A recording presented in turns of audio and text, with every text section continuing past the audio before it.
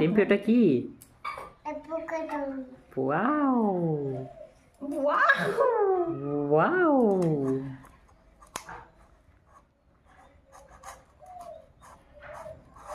এটাতেও আছে বীজ।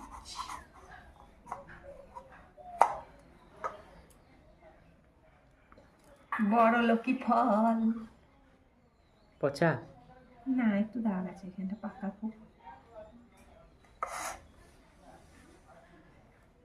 কেটে দিতে হবে দাগটা। নামটাই অ্যাভোকাডো, কিছু নাই ফলটা।